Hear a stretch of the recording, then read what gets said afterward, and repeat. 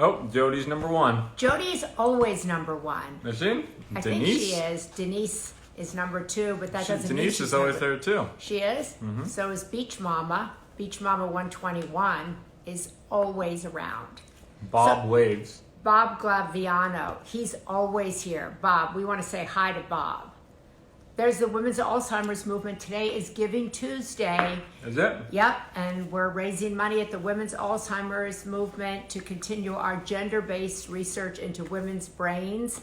So, because we have a huge knowledge gap and we have a huge research gap when it comes to women's health and when it comes to women's brains. So that's why the Women's Alzheimer's Movement, that's not why they're there, but they're there. No, they want to learn. They want to listen yes. to Jim Kwik. We've got very smart. the real Mama Durant. Hi Maria, how are you? I'm good today. Thank you for asking. It goes a long way when someone asks you how you are. I agree. Yeah, so a little often. check-in. Little check-in. How are you really? That's how people... It's amazing to me that She Catherine knows and that. Christina somehow managed to call every time during this 2 to 2:30 window. They still haven't clicked on I after don't 6 think weeks. they watch us. They don't. They don't watch us. They don't watch us. No support. And they don't mind interrupting us. Oh my God. Hi Maria and Patrick from Gina in San Diego. Oh, there's Catherine from Canada.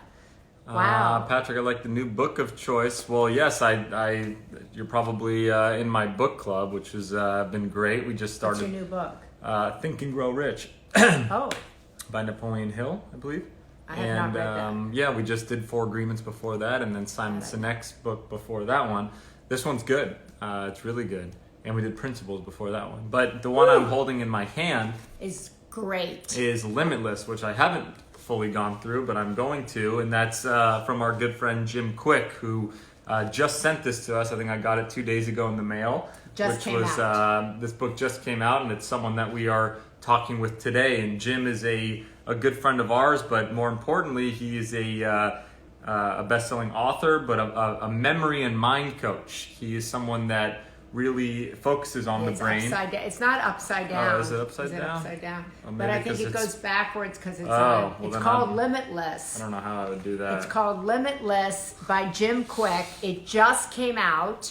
And so we were just saying it's hard to have a book just come out in when everybody's staying at home, right? Because you can't go on your book tour, you can't go to bookstores, and you have to do everything virtually. So Jim is doing everything he can to promote this book. It's great. I blurbed this book because he does so much work to bring attention to our brains. And I love that he said there's no such thing as a bad memory. I sometimes say I have a bad memory, and he says it's only because I haven't trained my brain. And that's really inexcusable for me. Yes. Limitless, what is that, Bradley Cooper? No, we're not talking to Bradley Cooper, but he was in that movie, right, where you took the pill? Yeah. Yeah, and then you I'm getting my phone number for these people are asking to join the book club, and so I'm going to tell you guys. Well, are they going to, you don't give your phone number out in the middle of the thing. Well, everyone's asking for the book club, so. Okay, but don't put your phone number. Yeah, I can do. I see. Okay, all right, so. What do mothers know? Yeah. Mothers know nothing. Okay. Wow, I trained my brain, somebody else just said. So that is, the Sunday paper has it. That's right. The Sunday paper has this book for sale in its bookstore. You can go on and buy the book. He wrote for the Sunday paper this past Sunday, and it was very successful. So he wrote about an acronym that would help you remember to train your brain. Oh, whoops. And, what happened there? Anyway, pinned comment. I pinned it. So if you guys want to join the book club, you're more than welcome to. You can text me, and no, it's not 1-800-Patrick, but yeah, we have a lot of you guys that are already watching have been part of the book club, and we just read a book, then go on Zoom and talk about it and kind of go over some of the principles and ideas that we learn in the book. And like a few people mentioned before, we just started Think and Grow Rich this week, and you're more than welcome to join. And it's great because Patrick, that was one of your New Year's goals, was to read more, because he didn't read it all. And now you're on your 3rd or 4th book, so bravo. Fourth, yes. Oh, there, Limitless Appreciation from Jim Kwik. Yes. So Jim Kwik, we want to all support Jim Kwik. We want to support his new book. It's his first book. upgrade your brain, learn anything Learn quick. faster, Quick and brain. unlock your exceptional life. I want to unlock my exception. There he is. There is Jim Kwik with the brain on his chest. There. Hi, Jim. Hi, too. Thank you so much. And hello to everyone who's watching right now. And I'm excited about having this conversation. And thank you for making this available for everybody. Well, we're super excited to talk about your new book. We're pushing it out because this is your first book and you've really waited your whole life to do this book. And I know what a big deal it is to write a book and birth a book, so to speak. So first of all, congratulations for getting all of this into a book to benefit all of us. And you really believe that we can all upgrade our brain. Is that correct, Jim? Tell us how to do that.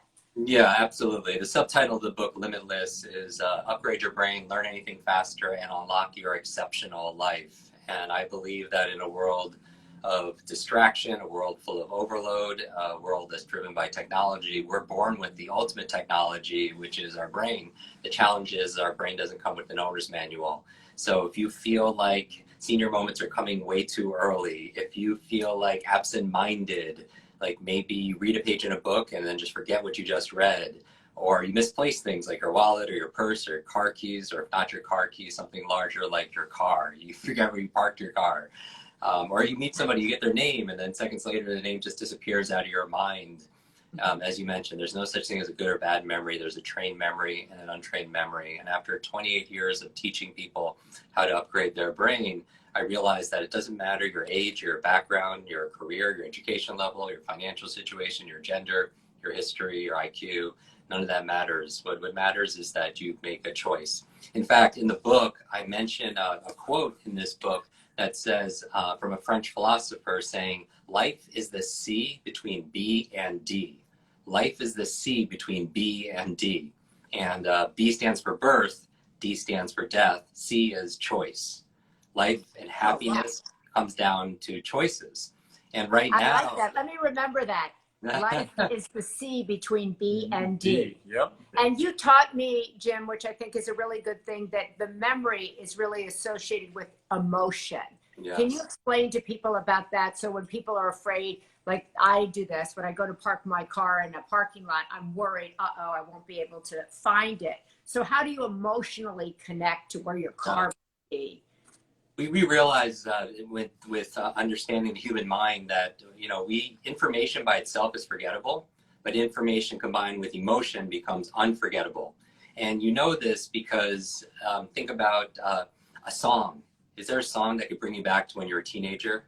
Mm-hmm. Or a fragrance or a food that could take you back to your childhood? Because information by itself is forgettable, but when you add emotion to it, it becomes unforgettable. It goes from your head, into your heart. And Maya Angelou, one of my favorite poets, said that people will forget what you say, they'll forget what you did, but they'll always remember how you made them feel. People remember those feelings, and then we remember things emotionally. The challenge sometimes in school is the primary emotion most people felt, I'm curious as people post, is usually boredom, right? They fall asleep in class or they're confused.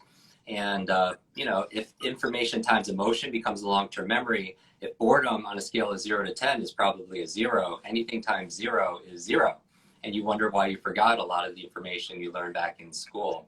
So when you could see something and you could feel it and hear it, you're more likely to remember it. And so adding emotion and feeling to your learning, all learning is state dependent for sure. So how do you develop that emotion side? Because I was just like you were describing. Actually, before you got on, we were talking about how I used to hate reading. I never would read growing up, and now it was on my goals list this year to read a book a month every month, and to start a book club to kind of force myself to get into reading. And it used to always be that I didn't enjoy it. And now I'm blowing through books and really actually do love learning this information. So what's kind of the difference? How does someone like myself change from a few years ago in school being forced to read and hating it to now actually really loving it? And isn't that amazing? Because I believe leaders are readers. Leaders are readers. That if somebody has decades of experience and they put it into a book, and you could read that book in a handful of days, you could download decades into days.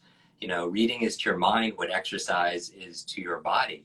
And so we believe that the more you read, you actually build your own brain power, and it's wonderful, wonderful mental exercise. We talk about physical fitness a lot and physical hygiene, but what about mental fitness and mental hygiene? Right. And so I think it's extremely important. And so I think a lot of people do not read as much. They're really good at buying books. Some people are really good at buying books, but that's a different skill set than reading a book. Yeah. Some people go on Amazon, they fill up their cart, and it sits on their shelf, and it becomes shelf help, not self-help. Wow. And so my goal for people is, I believe that there's some lies we tell ourselves. In the book, I talk about 7 lies to learning that globally we all accept. And a lie for me is an acronym, of course, to make it memorable. A lie is a limited idea entertained. It's not necessarily, so people come to me all the time. This book primarily was a book on methods, on how to remember names, how to read faster, how to focus and concentrate, how to learn languages, how to change your habits, the best brain foods. But I realized a lot of people know what to do, but they don't always do what they know. And one of those lies, limited idea entertained, that's really BS, their belief systems. If you have a belief, someone comes up to me at an event, they see me do a demonstration where I have 100 people stand up and I'll memorize all their names. Or recently at your event, I did that with numbers and words and memorize 50 numbers forwards and backwards. I always tell people I don't do this to impress you. I do this to express to you what's really possible, because the truth is you can do this too. And you have said, Jim, that you think all of this technology, like nobody remembers anybody's address, nobody remembers any phone number, that it's actually caused what you're calling digital dementia. It is. That's a new term in healthcare. Digital dementia is where we're outsourcing our memories to our smart devices, and our phones store information for us. And so think about, it keeps your to-dos, it keeps your calendars, it keeps all your phone numbers. Let me ask everybody a question. How many phone numbers did you know growing up? It's so funny. I saw your article in the Sunday paper, and I memorized every single one of my friends, family, everybody's number when I was growing up. Yes. And I kind of challenged that question to myself. I haven't really learned any new numbers since those friends. And granted, I've kept the same kind of group of friends, but new people that have come into my life, I've never really even thought to learn their number. Right. I found that kind of such an interesting point of how I just rely, and same with spelling and same with other things, where the phone just kind of auto corrects you or just kind of gives you that helping hand, which in turn is not really helping your mind. Exactly. It's kind of like I don't want to memorize 200 phone numbers, but it's concerning that we've lost the ability to remember one, or a conversation we just had, or a PIN number, or a passcode online, or something we just read, or someone's name we just met. And it's kind of like if we just relied on Uber or Lyft to take us 5 blocks when we could have walked it, or we always take the elevator instead of the stairs, there's a physical toll because we're not exercising our body. Well, there can be a mental toll called digital dementia, which is the high reliance on technology to do the remembering for you. And so we're not exercising the most important muscle, which is our brain. And so it could grow stronger just like your physical muscles, regardless of your age. So somebody's out there right now, they're concerned about their memory, whether they're in their 20s or whether they're in their 60s, right? Probably people my age are a lot more concerned about their memory than people Patrick's age. So what should you do? How do you make that part of, like, I get up every day, I do my meditation, I exercise, and I'm supposed to do my brain training, but I just don't do it. I have to out myself, even though I'm focused on the brain. I do it sometimes, but I can't see it. And, it kind of, I don't know what the problem is. Yeah. So what do you do? Well, here's the thing. I mean, just like we want to move every single day, they say sitting is the new smoking. I mean, when your body moves, your brain grooves. So physical exercise is wonderful for your brain. You build up, when you move, you create brain-derived neurotrophic factors, which is like fertilizer for making new connections in your brain. And it actually helps you to live longer by training your brain. There was a study done on nuns who are living 80, 90, and above. Yeah. And the researchers wanted to find out what was their secret. And half of it had to do with their gratitude, their emotional faith. The other half, they were lifelong learners. And because they were always learning every day, it added years to their life. But not only that, life to their years. It was on the cover of Time magazine. They called it Aging with Grace. And so a couple of things that people could do right now to improve your memory. Let's say you want to remember someone's name. First of all, everyone do this. Like, everyone who's watching, do this with me. Shake out your dominant hand. and you can do this because you're only holding the phone. No, we have a tripod. We don't even hold the phone anymore. Okay, good. Make a fist and put it to your chin. No, where's your chin? And it's so interesting because I was watching him. so the first part to memory, a lot of people come to me all the time and they say, you know, Jim, I have a horrible memory, and they blame their retention, but it's not our retention, it's us paying attention. Yeah. And the art of memory is really the art of attention. Even when people watch our videos, and I think we've had like 300 million video views the past year or two, we talk about a morning routine, things you could do in the morning to jumpstart your memory, jumpstart your brain. Because I believe first you create your habits, then your habits create you. You create your habits of prioritizing your sleep and journaling and meditating and eating good foods and exercising, and those habits create you back. But if you want to win the day, you have to win that first hour of the day. Yeah. And there's certain things you could do to jumpstart your brain, and we talk about it in the book. But one of the things, very simple, it's interesting, brushing your teeth with the opposite hand. Yeah, I do that. Jim, I've been doing that as well, not by choice, but I had shoulder surgery and I wasn't able to use my dominant hand for the first 6 weeks, and I had to brush my teeth and eat everything lefty. And I was shocked how uncoordinated and how annoying it was. But I remember you saying that, how great it was for your brain to activate and kind of stuff in the morning to use your opposite hand. It does, because we know that if, God forbid, somebody has a stroke and they have... And that's actually, let me just jump in, because somebody's asked that question who had a stroke on here. Yeah. One of those questions is, how do you activate your brain once you've had a stroke? So Great question. And so I teach this at the Cleveland Clinic Center for Brain Health, and we have a lot of mutual friends in the Alzheimer's research community that really support the book. And so when I'm training stroke victims or people who have early stage dementia, I lost my grandmother to Alzheimer's, so that I'm especially appreciative for the great work you do at WHAM. If somebody has a stroke or head injury on their left side, if there's paralysis that manifests, it's usually on the opposite side of the body, because we know half of your brain controls the opposite side of your body. But it's not just a mind-body connection, there's a body-mind connection, that using your body in certain ways actually stimulates different parts of your brain. So if you use your opposite hand that you're not used to using, it actually stimulates neuroplasticity on the opposite side of your brain, which is great exercise. We find that the best readers, we have students online in 195 countries. We have the #1 education training podcast in the world. And so we have a lot of data. We find that the fastest readers are actually people that actually use both hands. They play a musical instrument or that forces them to engage both sides of their brains. But brushing your teeth with the opposite hand, not only will it build your brain power, there's a study done at Oxford University saying jugglers actually have bigger brains, that by learning how to juggle, it creates more white matter in your brain, which is amazing. I do know. Yeah, he knows how to juggle. But another thing is, I was told, is not only alternating, as you said, to the non-dominant hand when you brush your teeth, or use the non-dominant hand when you're eating, but when you leave your house, go the opposite direction that you normally do. Shake yourself up a little bit. The brain can make connections. So we've discovered more about the human brain in the past 10 years than the previous 1,000 years combined. And what we found is we're grossly underestimating our own capabilities. And so it's wonderful. Your brain grows the same way your body grows, because it's part of your brain. If you want to build a muscle, you give it novelty and you give it nutrition and sleep. Well, same thing with your mental muscles. You have to give it novelty in the form of some kind of exercise, then you give it proper nutrition, the brain foods. You know, our friend Dr. Lisa Mosconi talks about certain foods that are very neuroprotective. And so you can actually exercise your brain, but using your opposite hand, not only does it stimulate different connections in your brain, it forces you to be present. And your focus is your observation, your concentration is a muscle, just like distraction. So when you're forced to use your opposite hand, you can't be thinking about everything else, training your distraction. You have to be present to do that activity, and it trains you to be present in conversations. It trains you to be present and not distracted when you're reading, and so many other areas. So I have a question, Jim. Actually, one person just asked, I think her name is Murphy here. Let's talk about right now. So many people are living at home, that are back at home, working at home. What are some things that people can do to jumpstart their day while doing all their work here? I love this. So I use the metaphor that we are cocooning, because doesn't it feel like we're cocooning and we were going through a different life cycle. And when a caterpillar feels like, you know, it's the end of its life, it's actually the beginning, because it becomes a butterfly.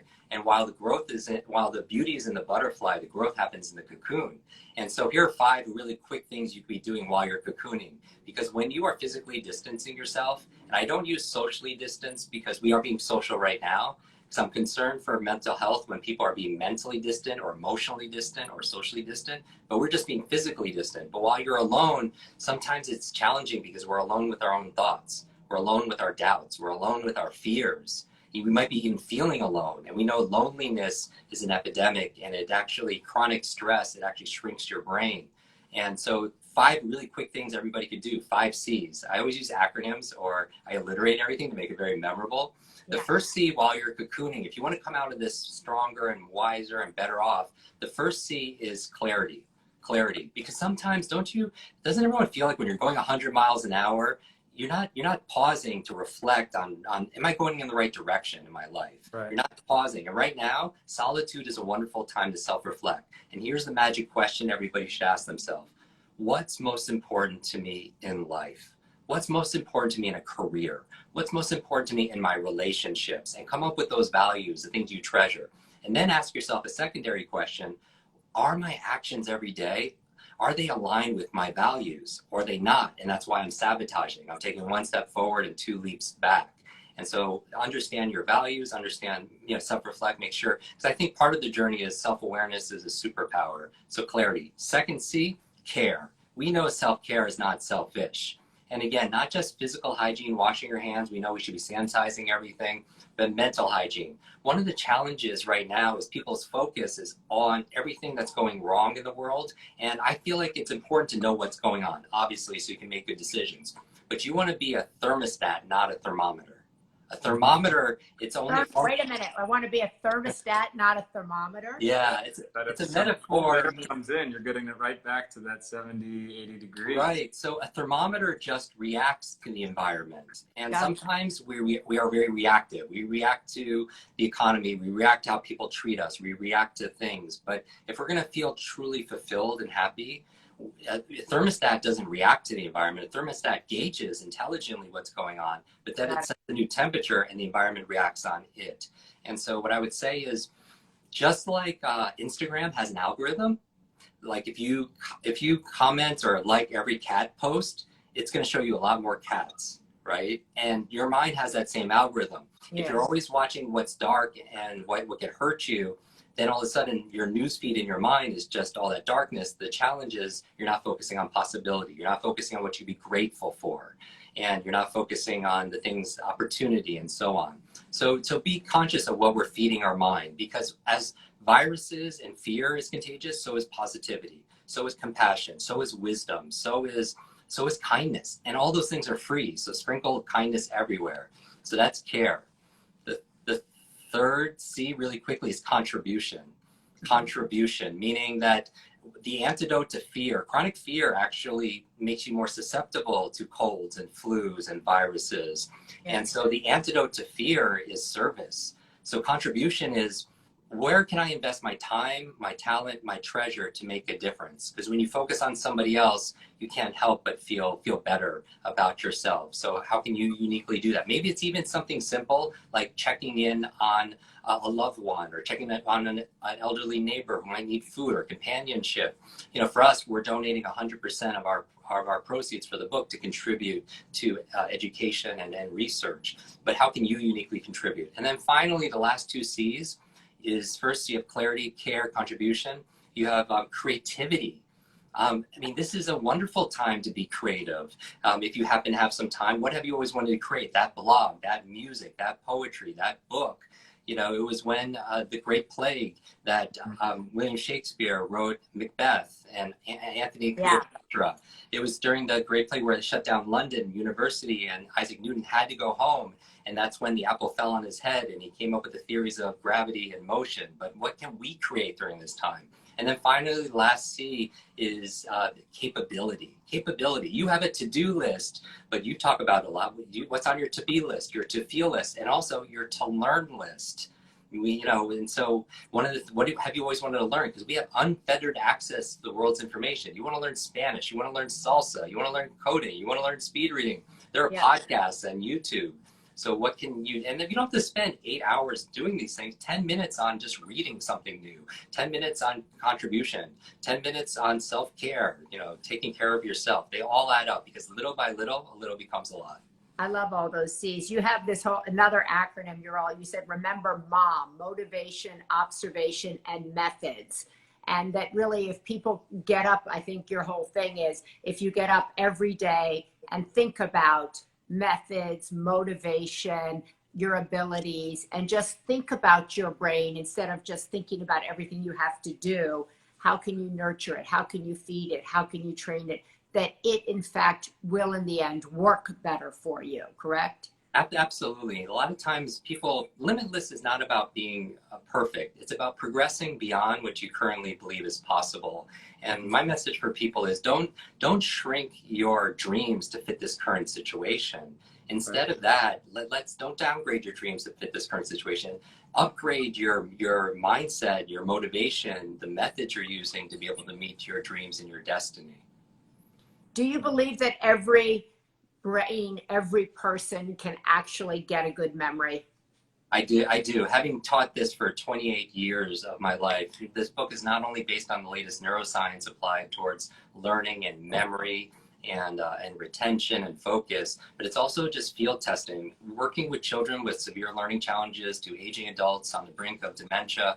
You see that there's patterns and that genius leaves clues, and just everybody can improve.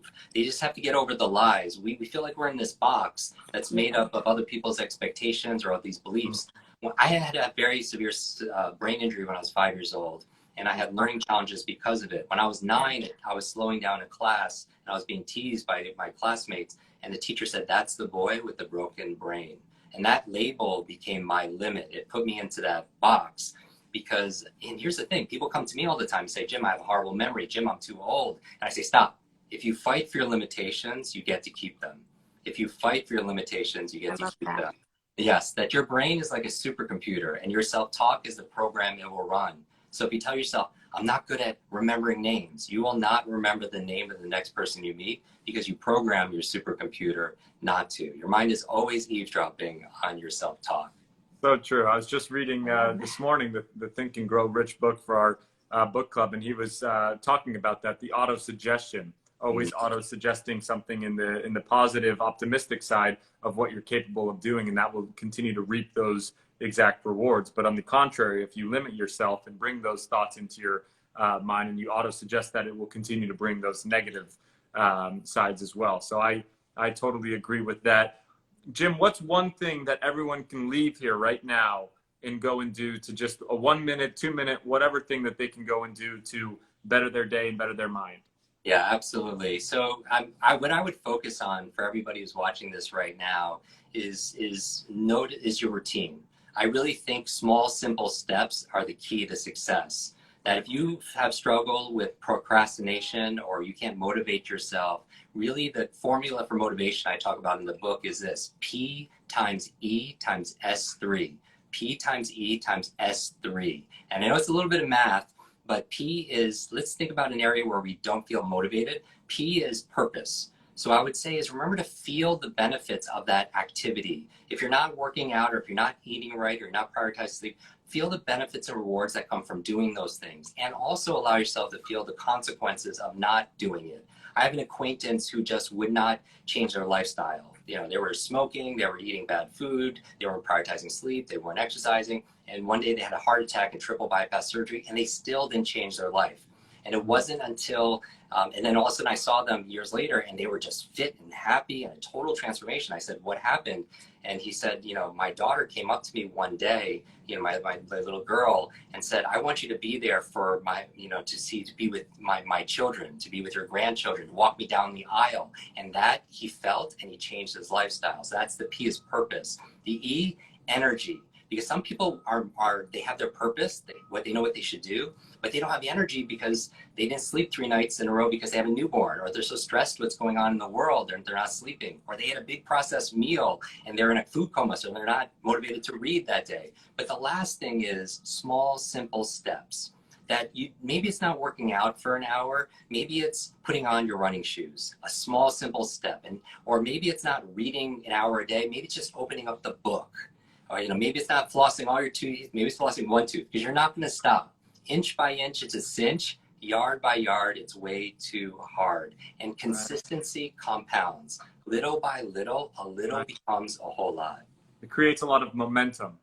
Yes. Very much. Just remember and finally remember MOM, motivation, observation, and methods. Well, thank you so much. This is Jim Kwik with the new book, Limitless. Jim, where can everybody learn more about you and the book? Absolutely. The book is available right now on limitlessbook.com. We give people a 10-day speed reading memory focus program just as a thank you, because I want to make this the most read book on your shelf. Maybe it's not the most bought book, but I'm going to show you how to read it, because I feel like a lot of people don't read because they're not good at it. And in psychology, there's a competence loop, that the more competent you get at something, the more confident you are. That I don't play a lot of golf, but if I could play like a Tiger Woods or somebody, I would play a lot more. But people aren't great readers. And so I show people how to read with this course at limitlessbook.com. And then also social media. I would challenge everybody right now to take a small, simple step. Actually screenshot this live and tag Maria, tag Patrick, tag myself at Jim Kwik, post it, and share one little thing, because when you want to learn something, learn it to teach it.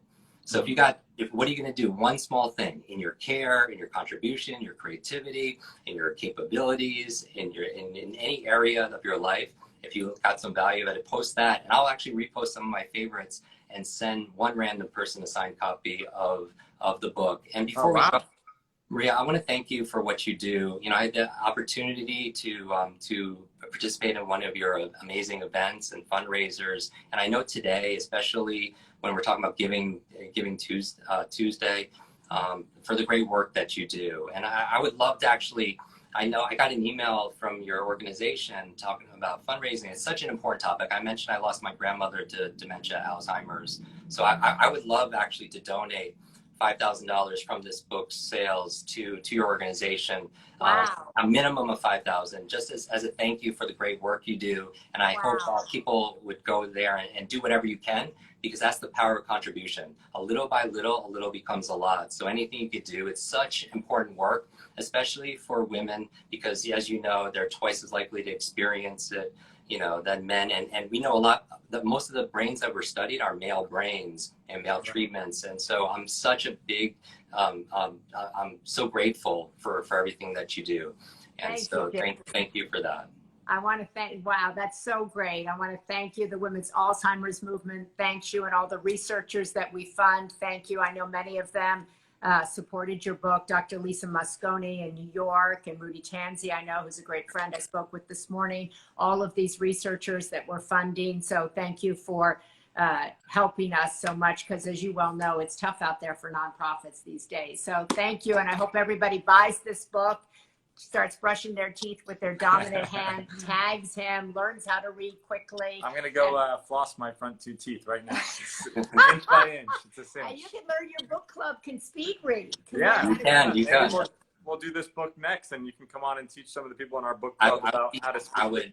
That would be an absolute honor. So everyone who purchases a book, we'll do a special private book club and Q&A for everyone in your organization. My final words are that your life is like an egg, that if an egg is broken by an outside force, life ends. But if it's broken by an inside force, life begins. Great things begin on the inside. And you have, everyone watching this, you have greatness inside of you. You have genius inside of you. It's not how smart you are, how smart your kids are. It's not how smart you are, it's how are you smart. And that's really the message here. School teaches you what to learn, but they don't necessarily show you how to learn. And that's the goal of this book, is to be a manual, owner's manual for your brain.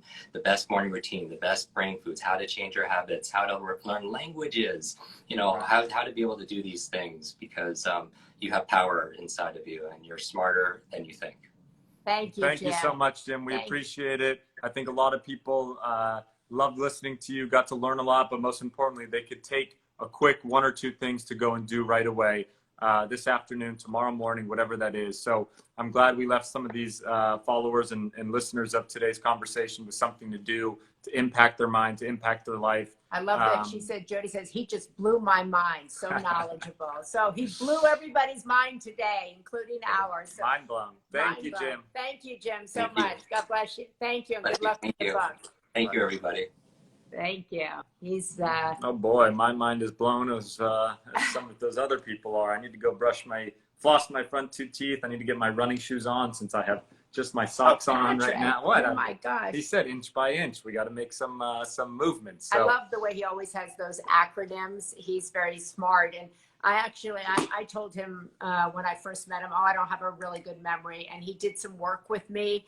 And boom, he got me memorizing the 10 best brain foods, because he connects the foods to emotion, or he connects whatever it is to emotion. So if you're trying to find your car, you think of a color, you think of a number, and what that number, where the parking lot is, and what that number meant to you. I'm on the 4th floor. I have my memory of when I was 4, and all of a sudden you remember, when I was 4, my car's on the 4th floor. Yeah, and how much kind of that emotion impacts your memory. And like he was saying before, to have that purpose.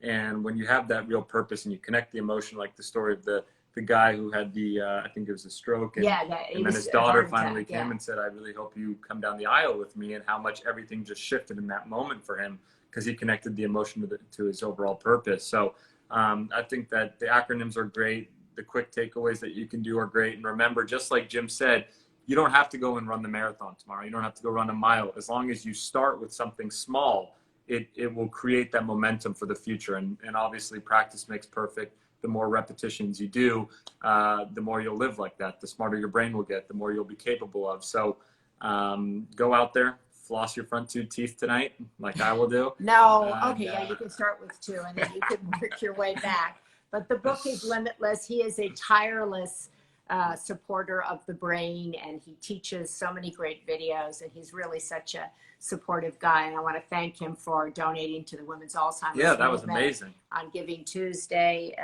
which funds the research. As he said, so much of the research that we have today has all been done on men. And so therefore, when women go to try to ask questions about their health, especially women as they age, don't have any answers because we don't have any research. Yep. So, well, a few other people are asking quickly what the name of the book was, so we'll send that out right now. It's Limitless by Jim Kwik. Thank you again, Jim. It comes up backwards. Oh, it comes up backwards. That's why. Limitless. Limitless. Well, we put it up backwards so that you guys, we challenge your mind to know that is it Limital or is it limitless? That's good. It's a challenge. That's good. I love that, Patrick.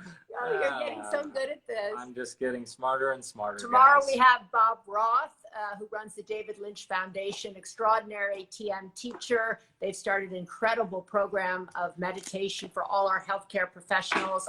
He's out there doing that. He's actually the person who taught me how to meditate. Oh, man. Anybody could have taught me how to meditate. They got to be like really special. I need that. Au revoir, guys. Thank you so much for watching. We'll see you back here tomorrow. Bye-bye.